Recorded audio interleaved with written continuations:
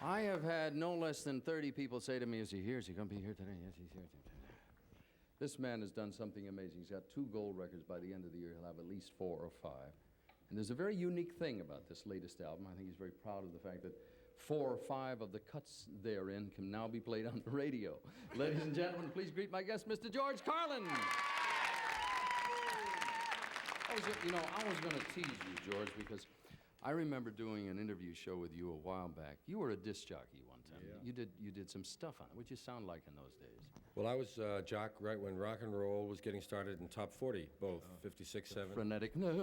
Yeah, it hadn't yet gotten to the stage. The big sounds, the big chairs, the big tunes. It wasn't quite that speedy, but yeah, I did a thing called Wonderful Wino later. I remember. It's a classic. Well, yeah, in that area, I hear a lot about it. I hear people ask about it. I sat with you and talked with you, and now you sit with the zippered velour and the beard and the thing. I remember you with the bow tie and the shiny mohair tuxedo. What caused the change? Tuxedo broke. No, just, when you... That's one for the cameraman. You go through life and it just keeps changing. Life is a dopey word because it sounds like it's all over at once. Sounds like it's all one thing. Life, that's it. But it should really be la la la la la la la la I. No Mel Tillis? Yeah, because you're constantly going through changes and stages. And I just got ready to come out of myself. I had been a comic who used to be a rapper in Greenwich Village during the... A rapper. What is a rapper? Well, just conversational comic rather than doing a lot of set pieces. And I'd been a coffee house folk era comic, and there was plenty of irreverence in that kind of material. And then when TV found me and I wanted to be, a movie actor and all that, my childhood dream, I just felt, well, I better wear their suit. I mean, I got to go to their places, so I got to fit in with who's going to hire me for these jobs. And I became kind of a bit comic, and I wasn't in the act anymore. Got a hair there. I wasn't in the act, and so I got myself back in my act, and that, of course, starts way inside you and then comes out. Now you appeal to people of all ages, but the young are the primary audience, I think. Tanya, you had a question you wanted to ask. You got to shout a little bit, honey, because the microphone's far away. Did you always want to be a comedian? Would you say it again? Did you always want to be a comedian? Did you always want to be a comedian?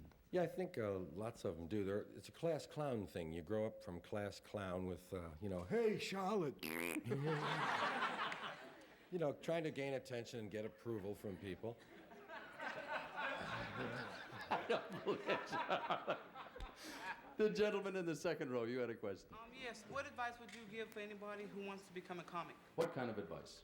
Well, there's a critical time. If you're young and you're funny, there's a time between about 18, I think, and 23 when you're liable to go in another direction because of the obligations, so-called, of school, or of going to a school, at that time, college.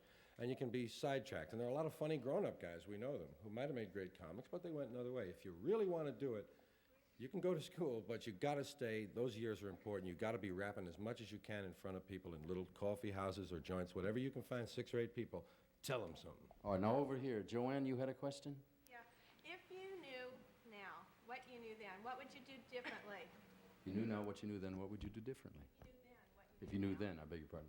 Well, for one thing, I would plan an answer for this question.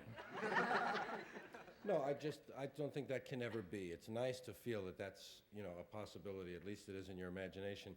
But all the things you learn and all the things you do count.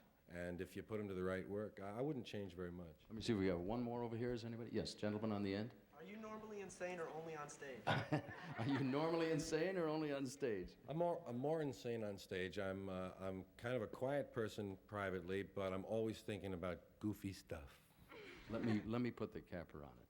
100 years from now, what would you like people to think of when they say the name George Carlin? I'd like them to be able to say he's 138 years old. I'll drink to that. Hey, thank you, George. Nice to have you.